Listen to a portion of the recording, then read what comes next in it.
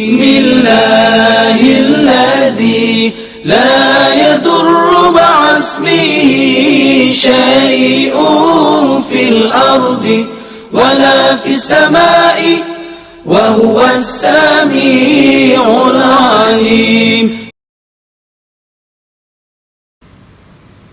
بسم اللہ الرحمن الرحیم نحمده ونصلی علی رسول الکریم اما بعد قال رب اشرح لی صدری ویسر لی امری واحلل عقدۃ من لسانی یفقهوا قولی اللهم انی اسألک علما نافعا وعملا متقبلا ورزقا طیبا. ہم 30واں جز کر رہے ہیں اما یتساءلون، 30th جز. بہت مشکل ہے، بہت ڈیپ ہے، لیکن دیکھیے میں اپنی بساط پر کوشش کروں گی انشاءاللہ. دعا کریں میرے لیے اللہ آسان بنا دے. آپ کو ایک بات اور یاد دلانا چاہتی ہوں کہ مکی دور کا جو قرآن ہے اس میں 3 اہم نکات ہوتے ہیں، صرف 3 ہی پوائنٹس پہ زیادہ ڈسکس ہوتا ہے.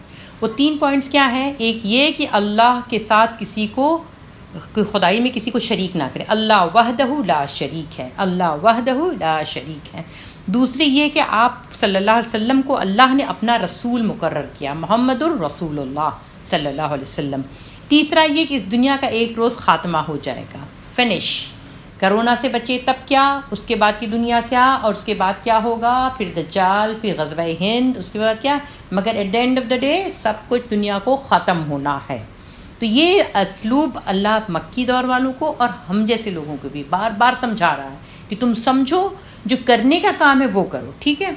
اب اس میں دیکھیے ایک بات اور امپورٹنٹ بات سمجھ لیجیے کہ جب اللہ اس آخرت کے تعلق سے جب بتاتا ہے تو پہلے دنیا کو بتاتا ہے کہ دنیا میں نے کیا کیا تمہارے لیے پیدا کیا. اس دنیا کو ایک کارخانہ، ایک فیکٹری سمجھ لیجیے. تو اللہ کہہ رہا ہے اس پورے کارخانے میں جو کمال درجے کی حکمت اور دانائی اس میں ہے، اس کو دیکھتے ہوئے تمہاری سمجھ میں یہ آتا ہے کہ اس کارخانے کو ایک ایک جز، یعنی ایک ایک پارٹ، ایک ایک فعل تو بہت بامقصد ہے، یعنی اس کے اندر کوئی بہت امپورٹنٹ مقصد ہے اس کے اندر، مگر بجائے خود اور پورا کارخانہ بے مقصد ہے، یعنی یہ دنیا بنانے کا مقصد کوئی تھا ہی نہیں. تو یہ تو بڑی بیکار بات ہوگی نا، بہت ہی الٹپ بات ہوگی. تو جیسے اس کا سارا پارٹس، جیسے اس کی ساری چیزیں بہت بامقصد ہیں، بہت زیادہ آپ کو اللہ کی معرفت کروا رہی ہیں، تو اسی طرح سے اس دنیا کو بنانے کا، اس فیکٹری کو بنانے کا بھی ایک مقصد تھا. کیا پرپس تھا؟ جو ہم نے 27ویں جز میں پڑھا تھا، وما خلقت الجن والانس الا لیعبدون. تو اللہ کہہ رہا ہے جب اس کارخانے میں ہم نے بنا لیا اور اس کارخانے میں انسان کو فورمین رکھ دیا، ایز این فورمین انسان یہاں پہ ہے، اور اس کو یہاں پہ بڑے وسیع اختیارات دیے گئے، مگر جب وہ اپنا کام پورا کر کے یہاں سے رخصت ہو، یہاں سے جائے، تو اسے یوں ہی چھوڑ دیا جائے؟ نہ کام بنانے پر اسے انعام اور پینشن، اور نہ کام بگاڑنے پر باسپرس اور سزا. یہ تو بڑی احمقانہ بات ہوگی. تو یہی بس تھیم ہے، اس کو آپ ذہن میں رکھیے گا تو ہم انشاءاللہ فاسٹ جائیں گے. پھر اب دیکھیے یہ جو سورہ کا مضمون ایک ہوگا تو میں سب کو ایک میں ملا دوں گی. ہم شروع کرتے ہیں سورہ نبا سے. نبا یعنی خبر. لوگ کس چیز کے بارے میں پوچھ گچھ کر رہے ہیں؟ کیا اس بڑی خبر کے بارے میں جس کے متعلق یہ لوگ مختلف باتیں کرنے میں لگے ہوئے ہیں؟ ہرگز نہیں، عنقریب انہیں معلوم ہو جائے گا. ہاں ہرگز نہیں، عنقریب انہیں یعنی بہت جلد معلوم ہو جائے گا کہ وہ یہاں پہ کس مقصد کے لیے بھیجے گئے تھے. پھر آگے اللہ کہہ رہا ہے کہ اپنے کارخانے کو یا اپنی دنیا کو بتا رہا ہے، کیا یہ واقعہ نہیں ہے، کیا یہ دیکھ نہیں رہے کہ ہم نے زمین کو فرش بنایا، پہاڑوں کو میخوں کی طرح گاڑ دیا، تمہیں مردوں اور عورتوں کی جوڑوں کی شکل میں پیدا کیا، تمہاری نیند کو باعث سکون بنایا، رات کو پردہ پوش اور دن کو معاش کا وقت بنایا، تمہارے اوپر 7 آسمان مضبوط آسمان بنائے اور ایک نہایت روشن گرم چراغ پیدا کیا، یعنی سورج پیدا کیا، اور بادلوں سے لگاتار بارش برسائی تاکہ اس کے ذریعے سے غلہ اور سبزی اور گھنے باغ اگائیں. تو بے شک فیصلے کا دن کا وقت ایک مقرر ہے جس روز سور پھونک مار دی جائے گی. پھر اللہ کہہ رہا تم فوج در فوج نکل آؤ گے، آسمان کھول دیے جائیں گے حتیٰ کہ وہ دروازے ہی دروازے بن کر رہ جائے گا، پہاڑ چلائے جائیں گے یہاں تک کہ وہ سراب ہو جائیں گے. در حقیقت جہنم ایک گھات ہے، جہنم ایک ٹریپ ہے، سرکشوں کا ٹھکانہ ہے جس میں وہ مدتوں پڑے رہیں گے. تو یہ اللہ رب العالمین یہاں پہ بتا رہا ہے. اسی طرح سے سورہ نازیات میں بھی اللہ یہاں پہ بتا رہا ہے قسم ہے فرشتوں کی جو ڈوب کر کھینچتے ہیں. کیا کھینچتے ہیں؟ وہ روح کو نکال کے لے جاتے ہیں، جو جسم سے جان کو نکال لے جاتے ہیں. تو اللہ کہہ رہا ہے وہ آ کے رہے گا. وہ کیا رہے گا؟ تو قیامت کا وقت آ کے رہے گا. پھر اللہ ایک اور آیت یہاں پہ کہ کیا تم لوگوں کی تخلیق زیادہ کام ہے یا آسمان کی؟ اللہ نے اس کو بنایا، اس کی چھت خوب اونچی اٹھائی، پھر اس کا توازن قائم کیا. تو اللہ کہہ رہا ہے کہ تم اس کو کیا اتنا بڑا کارنامہ سمجھ رہے ہو کہ ختم نہیں ہوگا. اللہ نے جو بنایا ہے وہ ہنگامہ عظیم جب برپا ہوگا جس روز انسان کا سب کیا دھرا یاد کرے گا، اور وہ سب کیا دھرا اس کو اللہ اچھے سے یاد کروا دے گا. اب کیسے یاد کروائے گا؟ تھوڑا سا آپ سوچیں کہ جب ہم اور آپ اپنے گھروں میں، اپنی آفیسز میں یا اپنے اس میں سیکیورٹی کے لیے کیمرہ لگا کے جب چاہے ریوائنڈ کر کے دیکھ لیتے ہیں، اللہ ایسے ہی دکھا دے گا، سب کو کیا دھرا یاد دلا دے گا. اب آتے ہیں ہم سورہ عبسہ کی طرف. عبسہ میں نے اس لیے الگ سے لی ہے کہ اس میں جو ایک واقعہ ہے وہ آپ سن لیں. تر شروع ہوا بے رخی برتی اس بات پر کہ وہ اندھا اس کے پاس آ گیا، تمہیں کیا خبر، شاید کہ وہ سدھر جائے یا نصیحت پر دھیان دے، اور نصیحت کرنا اس کے لیے نافع ہو. جو شخص بے پرواہی برتتا ہے اس کی طرف تو تم توجہ کرتے ہو، حالانکہ اگر وہ نہ سدھرے تو تم پر اس کی کیا ذمہ داری ہے. اور جو خود تمہارے پاس دوڑتا ہوا آیا ہے وہ دوڑ رہا ہوتا ہے تو اس سے تم بے رخی برتتے ہو، ہرگز نہیں.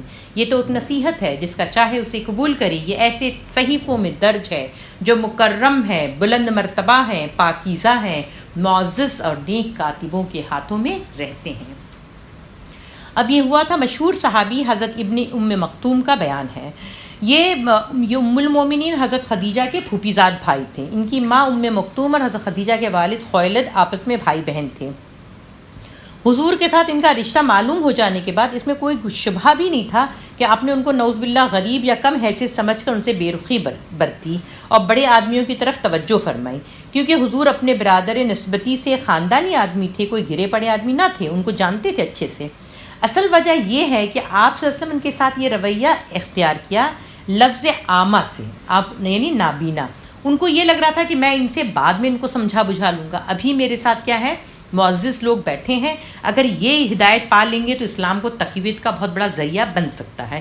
اور اس کے برخلاف ابن مکتوم جو ہے نابینا آدمی ہیں، تو اپنی معذوری کی وجہ سے اسلام کے لیے کیا اتنا بڑا فائدہ ہوگا. تو اللہ رب العالمین نے اسی وقت ان کو کر لیا. حالانکہ انہوں نے نہ زبان سے ایک لفظ نہیں کیا، صرف کیا ہوا تھا پیشانی پہ تھوڑے سے بل آ گئے تھے، تو کہ نا وہ جب پوچھ رہے تھے تو انہوں نے ایسے بات کر کے منہ پھیر کے پھر قریش کی طرف متوجہ ہو گئے تھے. وہ تو نابینا تھے، انہوں نے دیکھا بھی نہیں، لیکن اللہ نے کیا اس کو سورہ میں ہی رکھ دیا. اور اس کے بعد جو ہے دیکھیے پھر اللہ جب کہہ رہا ہے کہ وہ معزز اور نیک کاتبوں کے ہاتھ میں رہتے ہیں، تو یہاں پہ یہ سلسلہ جو شروع کیا تھا اللہ نے، وہاں سے ہی پھر اللہ جوڑ رہا ہے آخر میں یہاں پہ کہ یہ عظیم الشان کتاب اس بدرجہ بلند و برتر ہے کہ تمہارے حضوری میں اس کے پیش کیا جائے، تم سے یہ چاہا جائے کہ تم اس سے شرف قبولیت عطا کرو. یعنی قریش کو ہی سنایا جا رہا ہے کہ تمہاری خوش قسمتی کہ رسول تمہیں کہہ رہا تو تم سن لو، ورنہ تم اپنے آپ کو کوئی بڑی چیز مت سمجھو. یہ تمہاری محتاج نہیں ہے بلکہ تم اس کے محتاج ہو. اپنی بھلائی چاہتے ہو تو جو خناس تمہارے دماغ میں بھرا ہوا ہے اسے نکال کر سیدھی طرح اس دعوت کے آگے سر تسلیم خم کر دو، ورنہ جس قدر تم اس سے بے نیازی بنتے اس سے بہت زیادہ یہ تم سے بے نیاز ہے. اور یہ اس وقت کے لیے نہیں تھا، آج کے لیے بھی. جو اس سے بے نیازی برتے گا، ارے کیا یار آج کل ہم لوگ یہ کرتے ہیں، جو لوگ قرآن کے بارے میں تھوڑا بات کریں گے وہ لوگ کہیں او ہو آگے ملانی، آگے فلانے، آگے یہ. آپ ایسے نہ کریں. اللہ کہہ رہا ہے یہ کتاب جو ہے اگر مل رہی تو خوش قسمتی ہے. پھر آگے اللہ کہہ رہا ہے کہ اسی سورہ میں کہ آخرکار جب وہ کان بہرا کر دینے والی آواز بلند ہوگی، اس روز آدمی اپنے بھائی، اپنی ماں، اپنے باپ، اپنے ازواج، اپنی اولاد سے بھاگے گا. ان میں سے ہر شخص پر اس دن ایسا وقت پڑے گا کہ اسے اپنے سوا کسی کا ہوش نہ ہوگا. ہر آدمی نفسی نفسی نفسی. نہ کچھ چہرے اس روز دمک رہے ہوں گے، حشاش بشاش خوش خرم ہوں گے. وہی ہوں گے جنہوں نے آج یقین کیا ہوگا اور جنہوں نے آج سے ہی اپنا نور کی تیاری کی ہوگی، وہی انشاءاللہ خوش خرم ہوں گے. اور کچھ چہروں پر اس روز خاک اڑ رہی ہوگی اور کلونس چھائی ہوگی، یہی کافر اور فاجر لوگ ہوں گے. اب آتے ہیں ہم سورہ تکویر کی طرف. بڑی خوبصورت سورہ ہے، اس کی قرأت سنیں بہت اثر ہوتا ہے. چھوٹی چھوٹی سی آیتیں ہیں، لیکن تکویر، انفطار اور مطففین یہ تینوں کا اسلوب تقریباً قیامت کو بیان کرنے کا تقریباً سیم ہے. اور تکویر اور انفطار تو یہ ہے کہ جب حفظ کر رہے ہوتے ہیں تو تکویر سے پہنچ جاتے ہیں انفطار سنا رہے ہوتے ہیں پہنچ جاتے ہیں تکویر میں، کہ بعض دفعہ بالکل ریپیٹڈ ورڈز ہیں. اللہ کہہ رہا ہے کہ جب سورج لپیٹ دیا جائے گا، جب تارے بکھر جائیں گے، جب پہاڑ چلائے جائیں گے، جب 10 مہینہ کی حاملہ اونٹنی اپنے حال پر چھوڑ دی جائے گی، جب جنگلی جانور سمیٹ کر اکٹھے کر دیے جائیں گے، جب سمندر بھڑکا دیے جائیں گے، جب جانیں جسموں سے جوڑ دی جائیں گی، جب زندہ گاڑی ہوئی لڑکی سے پوچھا جائے گا وہ کس قصور میں ماری گئی ہے، اور جب نامہ اعمال کھولے جائیں گے، جب آسمان کا پردہ ہٹایا جائے گا، جب جہنم دہکائی جائے گی، جب جنت قریب لے آئی جائے گی، اس وقت ہر شخص کو معلوم ہو جائے گا وہ کیا لے کر آیا ہے۔ اللہم حفظنا۔ اب دیکھیں اس کو نا بتاتے ہیں ڈاکٹر اسرار احمد صاحب کہ یہ جب قرآن جو ہے وہ ایک بدو کو، یعنی ایک دیہاتی آدمی کو، ایک فلاسفر کو، اس نے پی ایچ ڈی کی ہو فلسفے میں، اس کو بھی اتنا ہی سیم اپیل کرتی ہے جتنا ایک بدو کو۔ اب دیکھیے اللہ جب کہہ رہا ہے کہ جب سورج لپیٹ دیا جائے گا، تارے، یا اپنی جب غور سے باتیں سنی، اب ایک بدو اپنے اونٹ پہ جا رہا ہے، رات میں سفر کر رہا ہے، تو وہ دیکھ رہا ہے ساری نشانیوں کو، اور وہ سوچ رہا ہے کہ یہ سب ختم ہو جائے گا، تو سوچے اس کے دماغ پہ کیا اثر ہوگا نا۔ تو اللہ رب العالمین جو ہے وہ عام آدمی کے بھی دماغ کے تحت شعور میں وہ کھٹکھٹاتی ہے، قرآن کی آیتیں کیا کرتی ہیں، کھٹکھٹاتی ہیں، اور یاد دلاتی ہیں کہ بھائی تم اپنے رب کے پاس آؤ۔ آگے اللہ کہہ رہا ہے پس میں قسم کھاتا ہوں پلٹنے اور چھپ جانے والے تاروں کی، اور رات کی جب رخصت ہوئی، اور صبح کی جب اس نے سانس لیا۔ فی الواقعہ ایک بزرگ پیغامبر کا قول ہے جو بڑی توانائی رکھتا ہے، عرش والے کے وہاں بلند مرتبہ ہے، عند ذی العرش مکین، متا ان سم امین، وہاں اس کا حکم مانا جاتا ہے، وہ با اعتماد ہے۔ اے اہل مکہ تمہارا رفیق مجنون نہیں ہے۔ اس نے اس پیغامبر کو روشن افق پر دیکھا۔ یہ جبرائیل امین کے تعلق سے بات ہے، اگر آپ کو ان کے بارے میں ڈیٹیل سننا ہے تو آپ جو ہے قدر والا جو ایپیسوڈ ہے وہ سن لیجئے، شب قدر والا۔ اب ہم آتے متففین کی طرف۔ اس میں اللہ کہہ رہا ہے تباہی ہے ڈنڈے مارنے والوں کے لیے، جن کا حال یہ ہے کہ جب لوگوں سے لیتے ہیں تو پورا پورا لیتے ہیں، اور جب ان کو ناپ کر یا تول کر دیتے ہیں تو انہیں گھاٹا دیتے ہیں، یعنی کم دیتے ہیں۔ کیا یہ لوگ نہیں سمجھتے ہیں کہ ایک بڑے دن یہ اٹھا کر لائے جانے والے ہیں، یعنی قیامت کے دن یہ اٹھائے جائیں گے، کھڑے کیے جائیں گے اس دن جب کہ سب لوگ رب العالمین کے سامنے کھڑے ہوں گے۔ اور اس طرح سے اللہ ہمیں بتا رہا ہے کہ حرام کام نہیں، ڈنڈی نہیں مارنا ہے، کوئی چیز میں حرام کام نہیں کرنا ہے۔ اب یہ زیادہ تر لوگ جو بزنس میں ہوتے ہیں یہ سب میں ہمیشہ یاد رکھیں کہ ایک چھٹانک اوپر چلا جائے بہتر ہے، کم نہ دیں۔ پھر آگے اللہ کہہ رہا ہے جب آسمان پھٹ جائے گا اور اپنے رب کی فرمان کی تعمیل کرے گا، یہ ہے السماء شقت، یعنی جب آسمان کو پھاڑ دے گا اللہ۔ یہ بار بار اللہ دہرا رہا ہے تاکہ لوگوں کو لگے بڑی بڑی نشانیاں ایسی ہوں گی۔ پھر آگے اللہ کہہ رہا ہے والسماء ذات البروج، ہم سورہ بروج کی طرف آتے ہیں، قلعے والے آسمان کی، اس دن کی جس کا وعدہ کیا گیا ہے، اور دیکھنے والوں کی اور دیکھی جانے والی چیز کی، مارے گئے گڑھے والے، اس گڑھے والے جس میں خوب بھڑکتے ہوئے ایندھن کی آگ تھی، جبکہ اس کے گڑھے کے کنارے پر بیٹھے ہوئے تھے اور کچھ کو ایمان لانے والوں کے ساتھ کر رہے تھے، اسے دیکھ رہے تھے، اور ان اہل ایمان سے ان کی دشمنی اس کے سوا کسی وجہ سے نہ تھی کہ وہ اس خدا پر ایمان لائے تھے جو زبردست اور اپنی ذات میں آپ محمود ہے، جو آسمانوں اور زمین کی سلطنت کا مالک ہے، وہ خدا سب کچھ دیکھ رہا ہے۔ آپ صلی اللہ علیہ وسلم بتا رہے ہیں اہل مکہ کو بھی کہ تم اگر ظلم سہ رہے ہو تو میری بات کو سہنے کے لیے پچھلی امت میں بھی کافی لوگوں نے ظلم سہا ہے، کیونکہ اس وقت جو قریش لوگوں نے، مسلمان بہت کم تھے، آپ صلی اللہ علیہ وسلم کے ساتھی چند مٹھی بھر ساتھی تھے، گنتی کے ساتھ، یعنی 3 عدد بھی نہیں پہنچا ہوگا۔ تو یہاں پہ اللہ بتا رہا ہے، تو اس واقعے میں حضرت صہیب رومی نے رسول اللہ صلی اللہ علیہ وسلم سے روایت کیا ہے کہ ایک بادشاہ کے پاس ایک ساحر تھا، اس نے اپنے بڑھاپے میں بادشاہ سے کہا کہ کوئی لڑکا ایسا معمور کریے، مجھے دے دیجئے جو مجھ سے یہ سحر یعنی جادو سیکھ لے، کہیں ایسا نہ میں مر جاؤں اور یہ وراثت ختم ہو جائے۔ بادشاہ نے ایک لڑکے کو مقرر کر دیا، مگر وہ لڑکا ساحر کے پاس آتے جاتے ایک راہب سے بھی، راہب اس کو بولتے ہیں جیسے آج کل ہم لوگ مولانا بولتے جو دینی تعلیم کو جانتا ہو، تو ان کی باتوں سے متاثر ہو کر ایمان لے آیا، حتیٰ کہ اس کی تربیت سے صاحب کرامات ہو گیا، اور اندھوں کو، نابینا کو اور کوڑھیوں کو تندرست کرنے لگا۔ اب یہ اس وقت بھی یہ تینوں چیزیں عیسیٰ علیہ السلام کو دی گئی تھیں، تو ان کے جو ماننے والوں کو بھی اللہ کیا کر رہا ہوگا کہ وہ لوگ کونے خدرے میں تھوڑے تھوڑے سے تھے، تو اللہ اس وقت کرامت کا دور تھا، اس وقت معجزے کا دور تھا، تو اس کے پیروکاروں کو بھی اللہ نے یہ دی تھی، اس لیے یہ سب کچھ صحیح کرنے لگا تھا۔ تو بادشاہ کو جب یہ معلوم ہوا یہ لڑکا توحید پر ایمان لے آیا، تو اس نے پہلے تو راہب کو یعنی اس کو قتل کر دیا، پھر اس لڑکے کو قتل کرنا چاہا، مگر کوئی ہتھیار، کوئی حربہ اس پر کارگر نہ ہوا۔ راہب کو قتل کر دیا، لیکن جب یہ لڑکے کو مارتا تھا، تیر سے مارے، تیر نہ اثر کرے، تلوار نہیں، زہر نہیں، جلانا چاہا، کوئی چیز نہیں اثر کری۔ تو لڑکے نے کہا مجمع عام میں، تو مجھے بسم رب الغلام، اس لڑکے کے رب کے نام پر کہہ کر تو مجھ پر تیر چلا، میں مر جاؤں گا۔ بادشاہ نے ایسا ہی کیا اور لڑکا مر گیا۔ اس پر لوگ پکار اٹھے کہ ہم اس لڑکے کے رب پر ایمان لائے۔ بادشاہ کے مصاحبوں نے اس سے کہا، بادشاہ کے وزیروں نے کہا یہ تو وہی کچھ ہو گیا جس سے آپ بچنا چاہتے تھے، اور وہ ہو گیا جو لڑکا چاہتا تھا۔ اب لڑکے نے اپنی موت کو کیا کی، شان سے گلے لگایا۔ اس کو پتا تھا مرنا تو ہے، لیکن اس نے کہا کہ تو کیا کرنا، بسم رب الغلام۔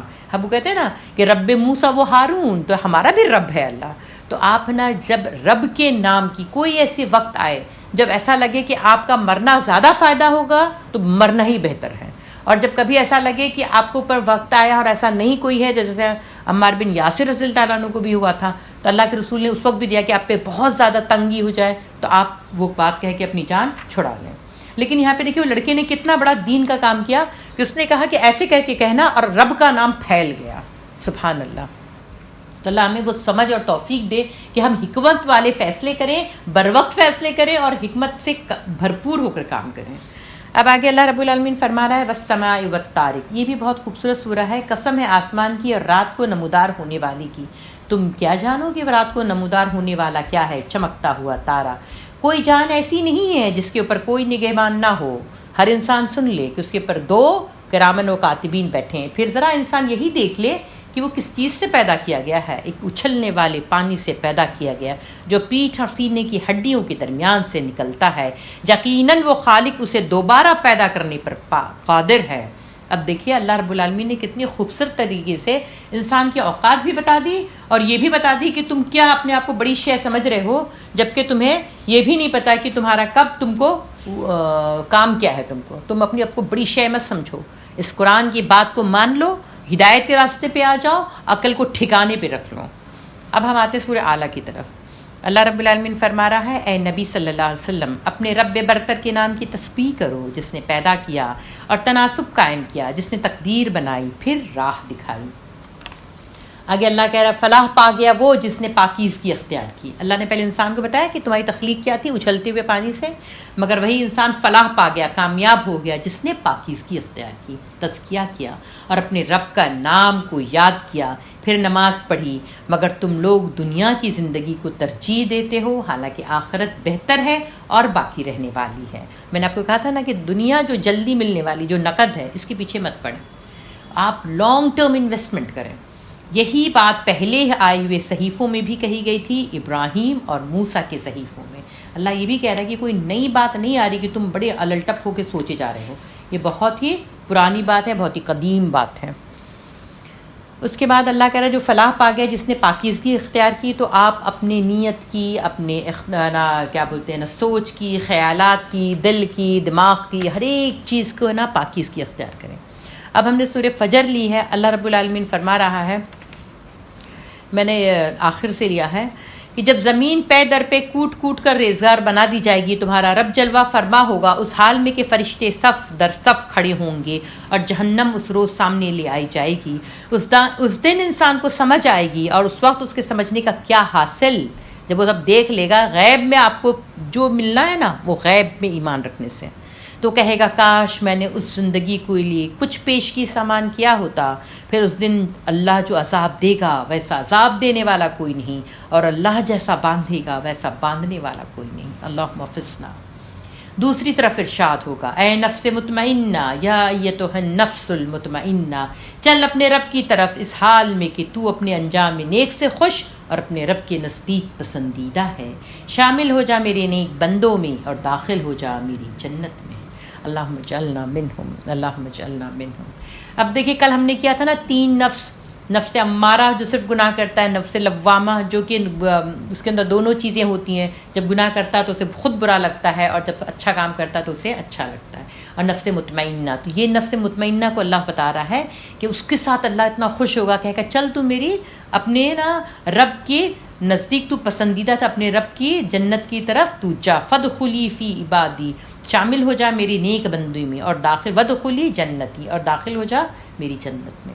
تو آج جو ہے نا یہ کام کر لیں، اپنا تزکیہ کریں، اور تزکیہ کرنے کے بعد ڈسپلن کریں، قابو کریں اپنے نفس کو، اور اس کے بعد جیسے ہم نے کل پڑھا تھا کہ کس طرح سے آپ کو تہجد میں اور قرآن سے آپ کو ملنا ہے، تو یہ ساری چیزیں آپ کر کے انشاءاللہ اب نچنت ہو جائیں۔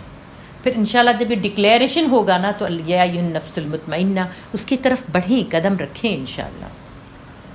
اب اللہ نے ایک سورہ بلد لی ہے، اس میں سورہ بلد یعنی بلد کا معنی ہی ہوتا ہے شہر، ہم بولتے ہیں نا عربی میں بلد۔ اللہ کہہ رہا ہے نہیں، میں قسم کھاتا ہوں اس شہر کی، اور یہ حال یہ ہے کہ اے نبی اس شہر میں تم کو حلال کر لیا گیا ہے۔ حلال کر لیا گیا ہے مطلب اس کے 3 ہیں مفسرین نے بیان کیا. ایک یہ کہ آپ اس شہر میں مقیم تھے اور آپ کی مقیم ہونے سے اس کی عظمت میں اضافہ ہو گیا، ایک تو یہ بات ہے. دوسرا یہ کہ یہ حرم ہے، مگر ایک وقت آئے گا جب کچھ دیر کے لیے یہاں پہ جنگ کرنا اور دشمنان دین کو قتل کرنا آپ کے لیے حلال ہو جائے گا. تیسرے یہ کہ اس شہر میں جنگل کے جانوروں تک کو مارنا اور درختوں کو کاٹنا بھی اہل عرب کے نزدیک حرام تھا، اور ہر ایک کو یہاں پہ امن میسر ہے. لیکن حال یہ ہو گیا کہ اے نبی تمہیں یہاں کوئی امن نصیب نہیں ہے. اس وقت جاہلیت میں بھی لوگ امن تھا، لیکن آپ صلی اللہ علیہ وسلم کو ستایا جا رہا تھا. تو اللہ نے تینوں باتیں ایک جگہ جمع کر دی ہیں، اور پھر اپنی بات اللہ یہاں پہ رکھ رہا ہے کہ کس طرح تم کو میرے پاس لوٹنا ہے. اب آگے ہم آتے ہیں سورہ شمس کی طرف. اللہ رب العالمین فرما رہا ہے سورج کی اور اس کی دھوپ کی قسم. اب سورج کی والشمس وضحاہا، اس کا مطلب یہاں پہ جو لوگ سورج کی پوجا کرتے ہیں، نعوذ باللہ سورج از دیٹ امپورٹنٹ؟ نہیں، سورج بھی اللہ کی ایک نشانیوں میں سے ایک نشانی ہے. چاند کی قسم جب اس کے پیچھے آتا ہے، اور دن کی قسم جب کہ سورج کو نمایاں کرتا ہے، اور رات کی قسم جب وہ سورج کو ڈھانک لیتی ہے، اور آسمان کی اس ذات کی قسم جس نے اس نے قائم کیا، اور زمین کی اور ذات کی قسم جس نے اسے بچھایا. اللہ کا قسم کھا کے کہہ رہا ہے. اور پھر اللہ رب العالمین اس میں بہت خوبصورت بات کہہ رہی ہے، آخر کار ان کے گناہ کی پاداش میں ان کے رب نے ان پر ایسی آفت توڑی کہ ایک ساتھ سب کو پیوند خاک کر دیا، اور اسے اپنے اس فعل کے کسی برے نتیجے کا کوئی خوف نہیں تھا. اب اللہ رب العالمین کیا کہہ رہے ہیں؟ اب دیکھیں، زمین کی اور ذات کی قسم جس نے اسے بچھایا، اور نفس انسانی کی اور ذات کی قسم جس نے اسے ہموار کیا. پھر اس کی بدی اور اس کی پرہیزگاری اس پر الہام کر دی. یقیناً فلاح پا گیا وہ جس نے نفس کا تزکیہ کیا، اور نامراد ہوا وہ جس نے اس کو دبا دیا. اب اللہ یہاں پہ اتنی ساری قسم جب کھاتا ہے اس ذات کی قسم جس نے اسے قائم کیا. اب پھر اللہ کہہ رہا ہے کہ ہم نے پرہیزگاری اور بدی کی اس پر الہام کر دی، یعنی ہر نفس پہ جو ضمیر نام کی چیز رکھی نا، اس کی بات اللہ کر رہا ہے کہ اس سے کوئی بچ نہیں سکتا کہ اللہ مجھے معلوم نہیں تھا. تمہارے اپنے اندر اللہ نے وہ رکھ دیا تھا.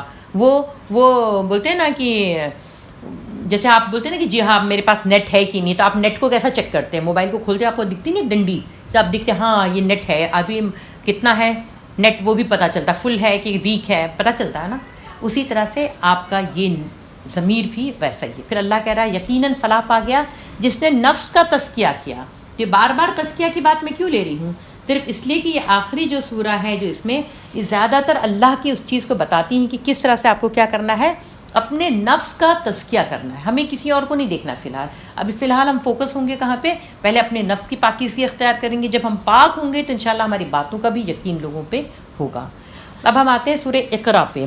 اللہ رب العالمین فرما رہا ہے اقرا بسم ربک الذی خلق خلق الانسان من علق اقرا وربک الاکرم الذی علم بالقلم علم الانسان ما لم یعلم. پڑھو اے نبی اپنے رب کے نام کے ساتھ جس نے پیدا کیا جمے ہوئے خون کے ایک لوتھڑے سے انسان کی تخلیق کی. پڑھو تمہارا رب بڑا کریم ہے جس نے قلم کے ذریعے سے علم سکھایا، انسان کو وہ علم دیا جسے وہ نہ جانتا تھا. اتنا علم کی بات، اتنی قلم کی بات، اتنی پڑھنے کی بات، امت اتنا ہی پڑھنے لکھنے اس سے اس کو الرجی ہے. اب تو لوگوں نے واٹس ایپ کی وجہ سے کیا ہو گیا کہ ان کو اسپیلنگ لکھنے کی بھی ضرورت نہیں آتی ہے، یعنی اس سے بھی گئے، لکھنا لکھانا کام سے بھی گئے. ایک حضرت عائشہ رضی اللہ تعالیٰ عنہ خود رسول اللہ صلی اللہ علیہ وسلم سے ان قول نقل کرتی ہیں کہ میں نے کہا میں پڑھا ہوا تو نہیں ہوں، اس پر فرشتے نے مجھے پکڑ کر بھینچا یہاں تک میری قوت برداشت جواب دینے لگی. اس نے مجھے چھوڑ دیا اور کہا پڑھو. میں نے کہا میں پڑھا ہوا نہیں ہوں. اس نے دوبارہ مجھے بھینچا اور میری قوت برداشت جواب دینے لگی. یہ آپ سے کے ساتھ ایسا 3 مرتبہ ہوا. اس کے بعد اس نے مجھے چھوڑ دیا اور کہا اقرا بسم ربک الذی خلق، پڑھو اپنے رب کے نام کے ساتھ جس نے پیدا کیا، یہاں تک کہ معلم یعلم جسے تو نہ جانتا تھا، یہاں تک پہنچ گیا. حضرت عائشہ فرماتی ہیں کہ اس کے بعد رسول اللہ صلی اللہ علیہ وسلم کانپتے لرزتے ہوئے وہاں سے پلٹے اور حضرت خدیجہ کے پاس پہنچ کر کہا مجھے اڑا دو، مجھے اڑا دو، زملونی زملونی. چنانچہ آپ کو اڑایا گیا. جب آپ پر خوفزدگی کی کیفیت دور ہو گئی تو آپ نے فرمایا اے خدیجہ یہ مجھے کیا ہو گیا ہے؟ پھر سارا قصہ آپ نے ان کو سنایا اور کہا مجھے اپنی جان کا ڈر ہے. انہوں نے کہا ہرگز نہیں، ہرگز نہیں، آپ خوش ہو جائیے، خدا کی قسم آپ کو خدا کبھی رسوا نہ کرے گا. ابھی کوئی بولتے نا وحی نہیں آئی تھی. ان کا اللہ پہ کس قدر یقین تھا، کس قدر وہ ایک اللہ پہ پہلے سے ہی یقین رکھتی تھی. اسی لیے حضرت خدیجہ کا اتنا بڑا مقام ہے کہ اللہ نے خود ان کو اپنا سلام کہا ہے. آپ رشتہ داروں سے نیک سلوک کرتے ہیں، سچ بولتے ہیں۔ ایک روایت میں یہ بھی ہے کہ وہ فرماتی ہیں آپ امانتیں ادا کرتے ہیں، بے سہارا لوگوں کا بار برداشت کرتے ہیں، نادار لوگوں کو یعنی کمزور لوگوں کو کما کما کر دیتے ہیں، مہمان نوازی کرتے ہیں اور نیک کاموں میں مدد کرتے ہیں۔ پھر وہ حضور کو ساتھ لے کر ورقہ بن نوفل کے پاس گئیں جو ان کے چچا زاد بھائی تھے۔ زمانہ جاہلیت میں عیسائی ہو گئے تھے، عربی اور عبرانی میں انجیل لکھتے پڑھتے تھے، بہت بوڑھے اور نابینا ہو گئے تھے۔ حضرت خدیجہ نے ان سے کہا بھائی جان ذرا اپنے بھتیجے کا قصہ سنیے۔ انہوں نے آپ صلی اللہ علیہ وسلم سے فرمایا کیا دیکھا؟ انہوں نے بیان کیا۔ ورقہ نے کہا یہ وہی ناموس وہی لانے والا فرشتہ ہے جو اللہ نے موسیٰ پر نازل کیا تھا۔ کاش میں آپ کے زمانے نبوت میں قوی جوان ہوتا، کاش میں اس وقت زندہ رہوں جب آپ کی قوم آپ کو نکالے گی۔ رسول اللہ صلی اللہ علیہ وسلم نے فرمایا کیا لوگ مجھے نکال دیں گے؟ ورقہ نے کہا ہاں، کبھی ایسا نہیں ہوا کہ کوئی شخص وہ چیز لے کر آیا ہو جو آپ لائے ہیں اس سے دشمنی نہ کی گئی ہو۔ اگر میں نے آپ کا وہ زمانہ پایا تو میں آپ کی پرزور مدد کروں گا۔ تو دیکھیے آپ صلی اللہ علیہ وسلم کی یہ بات جو ہے وہ کیسے سمجھ لیے تھے، اور حضرت خدیجہ کا مقام دیکھیں کہ آپ نے ان کو کتنا سہارا دیا۔ اب ہم جیسی کوئی خواتین ہوتی تو کیا کہتی اور جائیے گھر پہ وہاں چھوڑ کے، اب یہ تو ہونا ہی تھا، ہے نا؟ تو یہ کیا ہے؟ آپ کی ذہنی پستی کا ذکر ہے کہ کوئی چیز کو آپ جانتی ہی نہیں تو آپ اسی طرح سے بات کریں گے، اس وقت کوئی کیا مطلب آپ صلی اللہ علیہ وسلم پہ کیا اثر ہوتا۔ لیکن دیکھا ہے اللہ رب العالمین جو ہے اسی لیے ہر ایک کو اس کے جوڑے کی شکل میں بنا کے دیا۔ حضرت خدیجہ رضی اللہ تعالیٰ عنہ کو اللہ کے رسول صلی اللہ علیہ وسلم بہت محبت کرتے تھے، اس قدر کرتے تھے کہ جب مدینہ میں بھی جب کبھی کوئی سامان جب زیادہ آ جاتا، مال غنیمت جب بانٹتے تھے تو آپ ضرور ان کی بہن کو، ان کی دوستوں کا خیال رکھتے تھے۔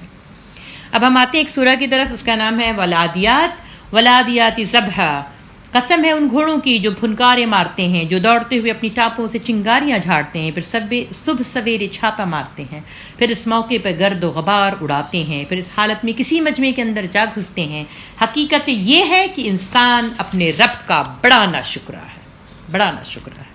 اللہم اعنی علی ذکرک و شکرک و حسن عبادتک، کہ اللہ تو میری بڑی مدد فرما کہ میں تیرا بہتر ذکر کروں، بہتر شکر کروں اور بہترین عبادت کروں۔ اور وہ خود اس پر گواہ ہے، وہ مال و دولت کی محبت میں بری طرح مبتلا ہے۔ اللہ نے گھوڑے کی قسم کیوں کھائی ہے؟ اللہ کہہ رہا ہے یہاں پہ یاد دلا رہا ہے کہ تم گھوڑے سے بھی بدتر ہو، یعنی جانور سے بھی بدتر ہو۔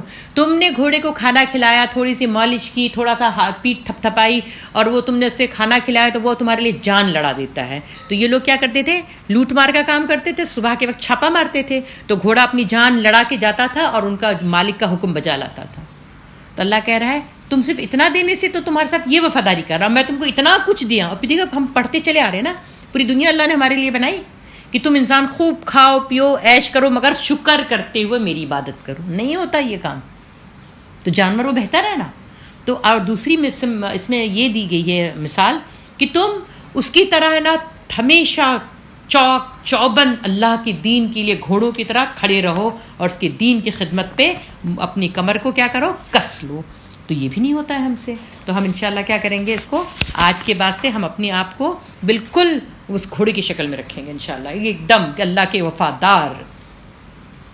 اب ہم آتے ہیں سورہ عصر کی طرف۔ والعصر ان الانسان لفی خسر الا الذین آمنوا وعملوا الصالحات وتواصوا بالحق وتواصوا بالصبر۔ اب یہ دیکھیں صرف چھوٹی سی سورہ ہے، 3 آیت ہیں، لیکن اس 3 آیت میں ایک تو والعصر، اور اللہ کہہ رہا ہے کہ اس کے بارے میں نا اتنی جامعیت ہے، اتنی گہرائی ہے کہ امام شافعی نے تو یہاں تک کہہ دیا ہے کہ اگر اللہ رب العالمین نے صرف یہ سورہ نازل کی ہوتی تو انسان کی ہدایت کے لیے کافی تھی۔ اب وہ تو اپنے ٹائپ کے انسان کی بات کر رہا تھا، ہم جیسے لوگوں کی تو پورا قرآن بھی پڑھ کے دو تو سمجھ نہیں آ رہی ہوتی ہے۔ تو یہاں پہ یہ سوچنے کی بات ہے، کیا ہے کہ انسان کی ہدایت کے لیے کافی ہے۔ اللہ کہہ رہا ہے کہ زمانے کی قسم۔ کون سا زمانہ؟ جو آپ سوچ سکتے نا، ہر زمانہ۔ ابھی جو ہم بات کر رہے ہیں، جو فرسٹ ایپیسوڈ کیا تھا وہ بھی زمانے میں آ گیا گزر چکا زمانہ۔ پہلا پارا کیے تھے، گزر چکا۔ اللہ تمام وقت کی قسم کھا کے کہہ رہا ہے کہ انسان خسارے میں ہے۔ اتنی بڑی قسم ہے، اگر تھوڑا ٹھہر کے سوچیں اور وقت پہ ہی غور کریں تو we can not afford to waste time. اور ہم کیا بولتے ہیں؟ ٹائم پاس کیا کریں؟ واٹ ربش آئیڈیا۔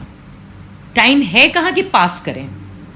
یہ وقت تو نکل جائے گا. اللہ نے یہاں امتحان کے لیے بھیجا تھا, یہاں پہ سیر سپاٹے کے لیے. ابھی کسی کے بچے کا فائنل ایگزام ہو تو 10th والا ہو, 12 والا ہو, میڈیکل والا ہو, تو اس سے سارے پیرنٹس کیا کہتے ہیں, رات بھر تو بچہ جو پڑھ رہا ہو تو وہ الگ, پیرنٹس الگ ہے نا, ڈنڈوت لگا رہے ہوتے ہیں, اور وہ دعائیں, وہ لمبی لمبی دعائیں کہ پوچھو مت, اور ماں باپ بھی ایک دم ٹھکانے پہ آ جاتے, خوب صدقہ ہو رہا ہے کہ نہ میرے بچے پہ کچھ ہو, نہ جلدی سے اچھا پیپر ہو جائے, ہے نا. اور بعض اور زیادہ وہ ہوتے ہیں تو جلدی بسم اللہ وغیرہ بھی پین وین پہ لکھ لیتے ہیں کہ اس وقت ڈائریکٹ وہی جو علم کی اللہ اس پین پہ ہی نازل کر دے گا, ہے نا. وہ امتحان کی اتنی تیاری ہوتی ہے, اس امتحان کی کوئی فکر ہی نہیں. یہاں پہ کیا بیٹھائے گئے ہیں کہ امتحان اللہ نے کہا ہی ہے کہ یہ امتحان گاہ ہے, اور اللہ اپنے من پسند کا مضمون سب کو دے رہا ہے. سب کا ایک پیپر نہیں ہے کہ کہیں یہاں پہ نا لیک ہونے کا ڈر نہیں ہے, ہر ایک کا الگ پیپر سیٹ ہے. جیسے انگلی کے پور نہیں مل رہے ہیں ویسے پیپر نہیں ملنا ہے. اللہ نے دنیا میں جو بھی کچھ آپ کو کرنا ہے وہ آپ کو لکھ دیا ہے آپ کی قسمت میں. نہیں لکھا ہے تو آپ کو سادہ پیپر دیا گیا ہے کہ آپ اس پیپر میں اپنے نامہ اعمال کو بھر لیں. وہ امتحان میں آپ کو یہی کام کرنا ہے, وہ نہیں کر کے دے رہا. تو اللہ کہہ رہا ہے قسم ہے اس کو زمانے کی, انسان بڑے خسارے میں ہے سوائے ان لوگوں کے. یہ 4 کوالٹی جس میں ہوگی جو ایمان لائے. کیا ہے ایمان کس پہ لائے؟ آمنت باللہ وملائکتہ وکتبہ ورسلہ والیوم الآخر والقدر خیرہ وشرہ من اللہ تعالی والبعث بعد الموت. یہ 4 چیزوں, سب چیزوں پہ ایمان لائے. اس کے بعد اللہ کہہ رہا ہے اور نیک اعمال کرتے. اب ایمان تو لے آیا اور عمل جو ہے اس کے برعکس ہے. ہاں میں ایمان لائی لیکن نماز کا ٹھکانہ ہی نہیں ہے, اس کا کوئی ہے ہی نہیں, اخلاق نہایت بدترین ہے. تو یہ ساری چیز نہیں, جتنا علم ہے اتنا ہی عمل بھی کریں. اور پھر ایک دوسرے کو حق کی نصیحت, یعنی آپ کے پاس ایک دوسرے سے خیریت پوچھیں, خیریت پوچھنے کے بعد ضرور ایک دوسرے کو نصیحت کرتے رہیں حق کی. اور وتواصوا بالصبر, وہ صبر کیا ہے کہ صبر کی تلقین کیسے ہوگی؟ اب دیکھیں نا, آپ جب کسی کو بتائیں گے کہ میں نے یہ نماز پڑھی, یہ پڑھ لیجیے, وہ تو بڑی خوشی خوشی کرے گا. لیکن جیسے آپ بتائیں گے کہ یہ مت کرو وہ مت کرو, تب اڑچن ہوتی ہے نا. اس کے بعد کیا ہوتا ہے؟ ریسسٹنس ہوتا ہے. پھر اس کے بعد کبھی تو ایسا ہوتا ہے کہ بائی فورس ہوتا ہے, کبھی صرف زبانی ہوتی ہے, کبھی آپ کو بائیکاٹ کیا جائے گا, آپ کو اکیلا کر دیا جائے گا. لیکن آپ کو اللہ کے لیے برداشت کرنا پڑے گا. اگر آپ یہ کریں گے تبھی آپ کیا ہو جائیں گے؟ کامیاب ہوں گے. اگر آپ یہ سب نہیں کیے تو کس میں لوگوں میں شامل ہو جائیں گے؟ جو کہ ایک دم ہی ناکام رک رہتے ہیں. اللہ نے قسم کھا کے کہا ہے, تو خدا کے لیے اس بات کو سمجھ لیجیے. اب آگے اللہ کہہ رہا ہے اس ویل لکل حمزہ کہ تباہی ہر اس شخص کے لیے جو منہ در منہ لوگوں پر تان اور پیٹھ پیچھے برائیاں کرنے کا خوگر ہے. یعنی یہ جو چغلی کرنا, غیبت کرنا, اللہ وہ کہہ رہا تباہی ہے. پھر جس نے مال جمع کیا اسے گن گن کر رکھا, وہ سمجھتا ہے اس کا مال ہمیشہ اس کے پاس رہے گا. ساری دنیا میں آج یہ مال جمع کرنے کی ایک ہورڈنگ لگی ہوئی ہے. ہرگز نہیں, وہ شخص تو چکنا چور کر دینے والی جگہ میں پھینک دیا جائے گا. اور تم کیا جانو کہ وہ کیا چکنا چور کر دینے والی جگہ ہے. چکنا چور کر دینے والی, سوچے اللہ ایسی جگہ پھینکے گا. اور پھر آگے کہہ رہا اللہ کی آگ خوب بھڑکائی ہوئی جو دلوں تک پہنچے گی. اللہم حفظنا, اللہم حفظنا. وہ ان پر ڈھانک کر بند کر دی جائے گی اس حالت میں کہ وہ اونچے اونچے ستونوں میں گھرے ہوئے ہوں گے. اللہم حفظنا. اللہ ایسے ڈروا رہا ہے کہ اب مان لو اپنی بات, نہیں تو کیا ہو جائے گا کہ تم اس میں پڑھ کے اپنے آپ کو فنا کر لو گی جس سے نکلنے کا کوئی راستہ نہیں ہے. تو ایک تو مال سے محبت کم کر رکھیں, اور جب آپ مال خرچ کریں نا تو تھوڑا سا ہی نکالیں اس لیے, اور اللہ سے یہ دعا کریں کہ اللہ تو اپنی دین کی محبت دے دے, اللہ میرا سینہ اسلام کے لیے کھول دے. اس کے لیے بھی تھوڑا خرچ کریں نا. خرچ کریں گے تبھی تو ویلیو لگے گا آپ کو. فری کا تو مل رہا ہے تو اس لیے کوئی قدر ہی نہیں ہے. تو اس طرح سے آپ انشاءاللہ کریں. یہ ہمارا 30 جز کا یہ پارٹ 1 تھا. پارٹ 2 میں علم ترا سے لے کے ناس تک لوں گی, جس میں آپ کو فرسٹ ٹائم, شاید مجھے یہ یقین ہے کہ جتنے زیادہ لوگ سن رہے ہیں کہ فرسٹ ٹائم آپ کو پتہ چلے گا کہ اس میں اللہ کے رسول صلی اللہ علیہ وسلم کی بائیوگرافی ہے. ایکچولی یہ 10 سورہ میں آپ صلی اللہ علیہ وسلم کی لائف بائیوگرافی ہے ان شارٹ. تو انشاءاللہ کل آپ کو نا اس کو پارٹ 2 میں دیکھنا پڑے گا. جزاک اللہ خیر, شکراً. میں اپنی بات اس دعا سے ختم کر رہی ہوں کہ ربنا آتنا فی الدنیا حسنۃ وفی الآخرۃ حسنۃ وقنا عذاب النار وادخلنا الجنۃ مع الابرار یا عزیز یا غفار یا رب العالمین. اللہم اعنی علی ذکرک و شکرک و حسن عبادتک.